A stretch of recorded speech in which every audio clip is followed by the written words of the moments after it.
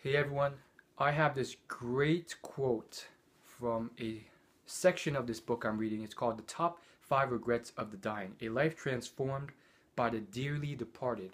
It's about this young caretaker who worked at a retirement center who one day, um, after seeing hundreds of patients pass before them, compiled the top 5 regrets. So I'm going to read you this page, and I think it's great for so many areas of life. So many people are stuck in this area. A lot of average guys or girls who just, their belief system and mindset is kind of screwed up, and it's not helping them at all. It's just hurting them.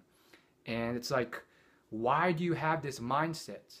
Even if it's right or wrong, it's not helping you get anywhere. It's just hurting you. And sometimes it can come from comfort, or they want, if it's true, then they can, relax and not do anything and stay lazy and say that, oh, it's out of my control. All these other things, and then they can easily blame other people and just be bitter about the world. But I mean, I'm sure there's so many cases that this little quote I'm going to now read can apply to. Again, the book is called Top 5 Regrets, and this is a topic about not playing the victim card. So let's just get started reading this thing. Let's begin. So this is a woman who had it very tough. She's about to die.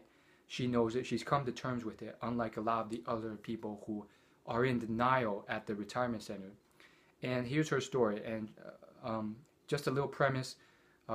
She lost her husband and child a year apart from each other about 30 years ago. Husband through a work accident, child through leukemia.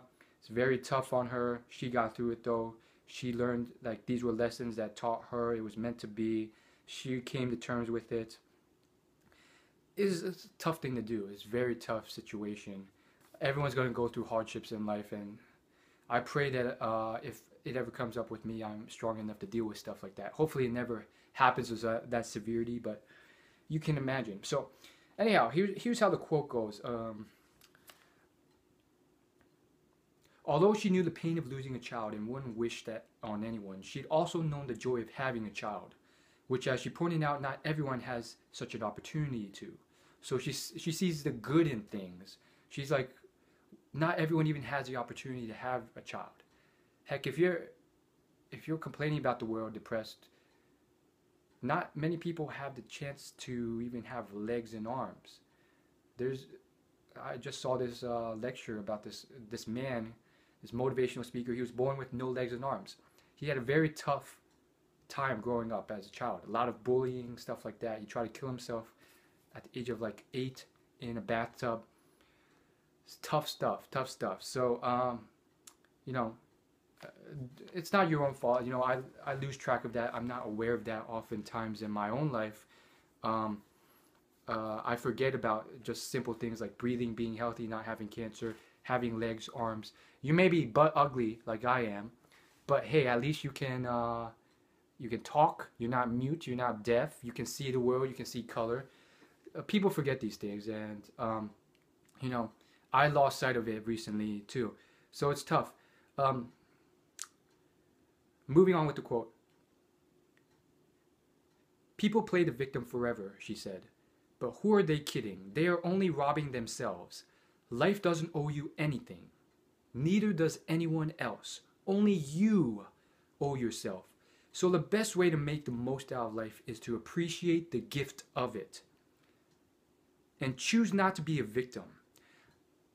Let me just stop there. I think that's very interesting. I'll continue with the quote later, but that viewpoint, that perspective can really help you, because she's telling you the world doesn't owe you anything. If you want to get something, you have to make a change, take action yourself. The person that cares about you most in life is yourself. Oftentimes it's not your parents or your friends or family. Sometimes they can care for you a lot, but the person who cares the most about you is oftentimes yourself. That's a quote from Tai Lopez, who is an entrepreneur, a millionaire. It's very, very interesting stuff. Let me just continue with this quote. I mean, it goes even deeper. This is the caretaker, the author of this book. I explained to Pearl's the lady dying, how I had known quite a few victims in my time, but the biggest wake-up call was when I had recognized it in myself at one stage. It taken me completely by surprise when I saw that I had become so caught up in my own wounds. I was only able to focus on how hard my life had been. She agreed without judgment. We can all be guilty of it at some time. There's a fine line between compassion and victim mentality. Compassion, though, is a healing force and comes from a place of kindness towards yourself. Playing the victim is a toxic waste of time that only repels other people, but also robs the victim of ever knowing true happiness. No one owes us anything. She said again, we only owe ourselves to get off our backsides, count our blessing, and face our challenges. When you live from that perspective, the gifts pour forth.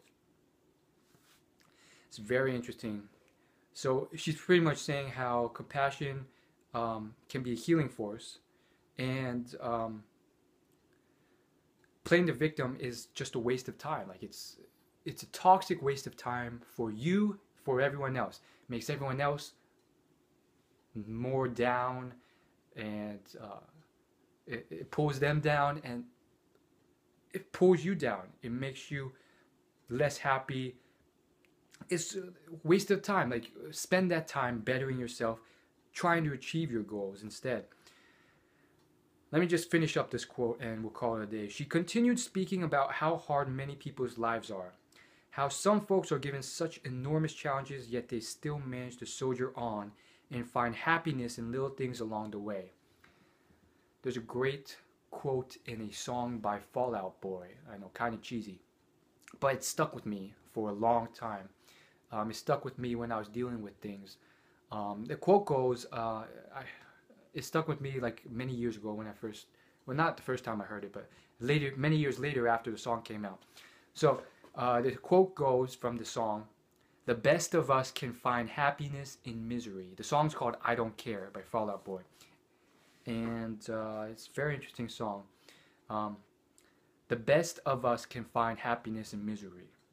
And then before that, the full lyrics of that verse go, "I don't care what you think as long as it's about me. The best of us can find happiness in misery."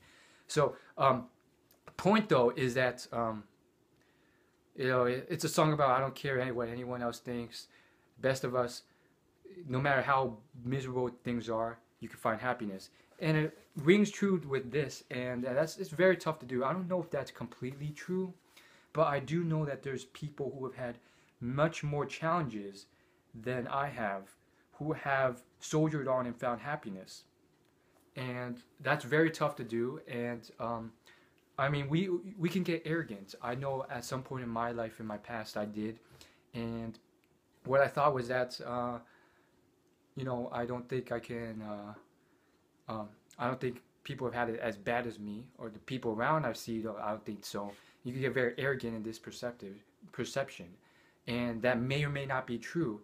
Maybe it seemed like it was true. But again, who knows? Because people hide things. They have, that person, that guy or girl who you think is having a great time.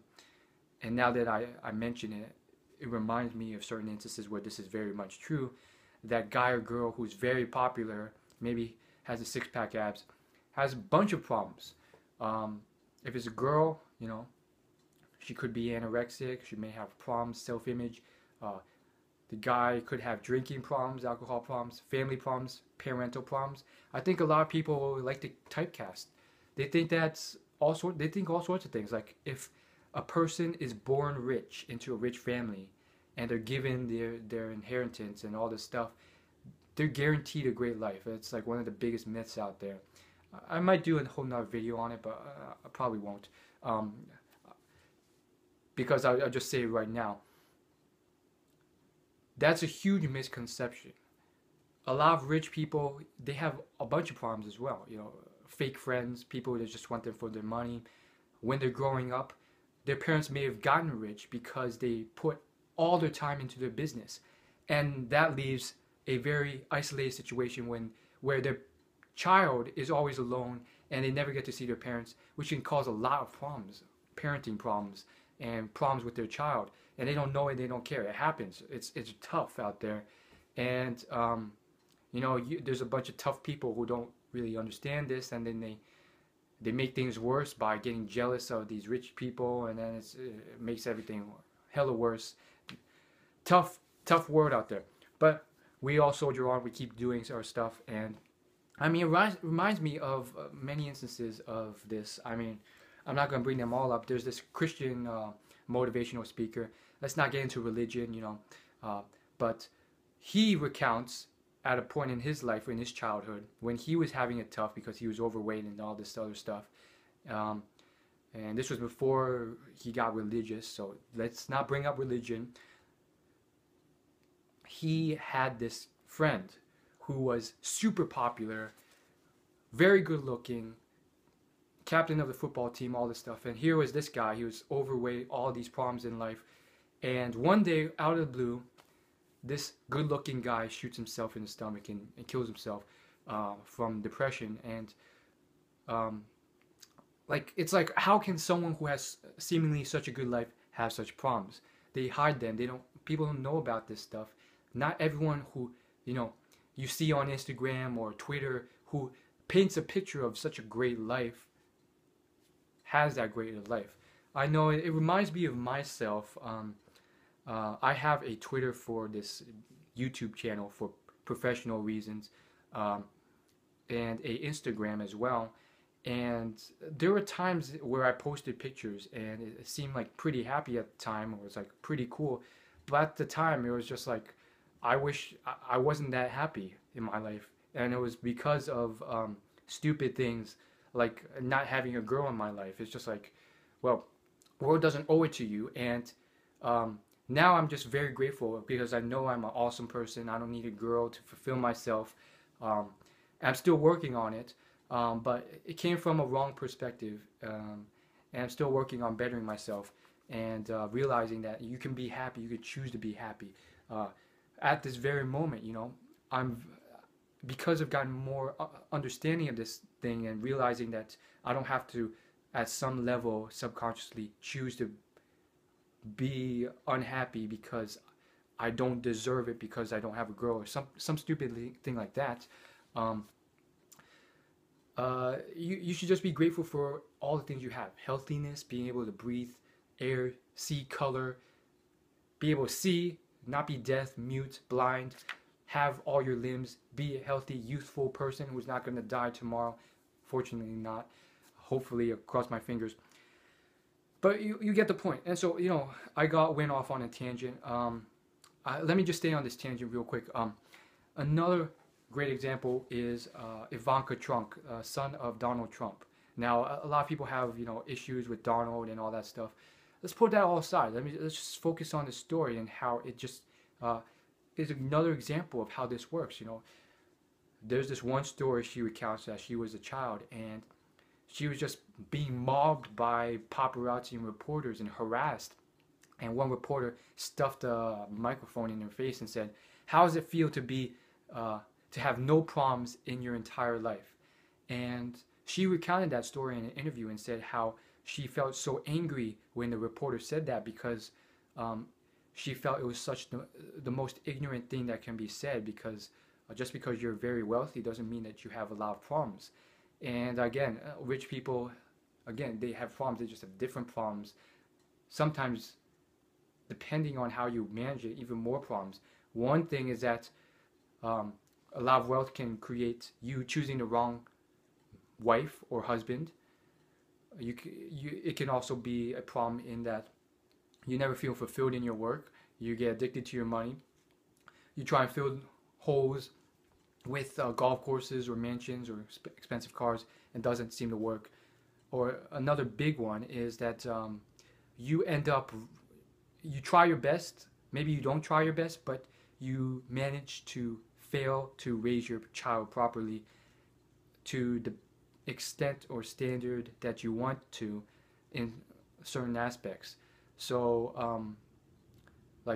I would say big one is just spoiling your child way too much. Anyhow, I just want to finish up with this quote and we'll call it a day.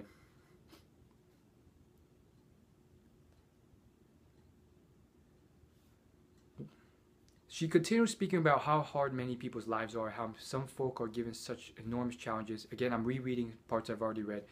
Yet they still manage to soldier on and find happiness in little things along the way. Yet others complain nonstop about their life when they have no idea how good they really have it compared to others. Again, check out my video on the topic of the fact that the second you take your breath and you're born, the second you were born, you probably won the ovarian lottery by the place, the geographic location, and time period you were born in.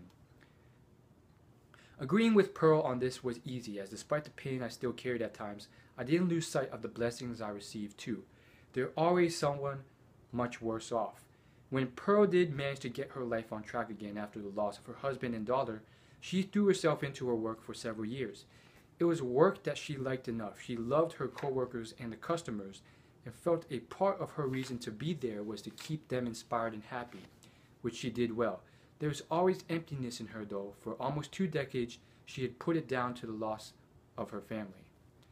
So now we get into other issues with her and topic of this book, which is Top 5 Regrets.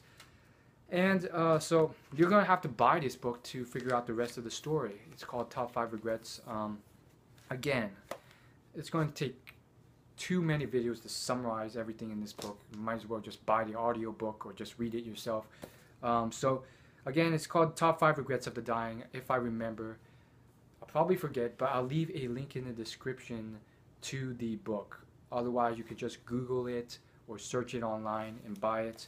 I'll see you guys later. Thanks for watching. If you ever get the chance to read it, leave a comment or a message telling me what you learned from it or what you took out of it. Perhaps I can pick up some insight myself.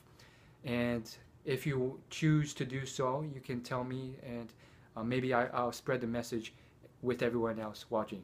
See you guys later. Thanks for watching.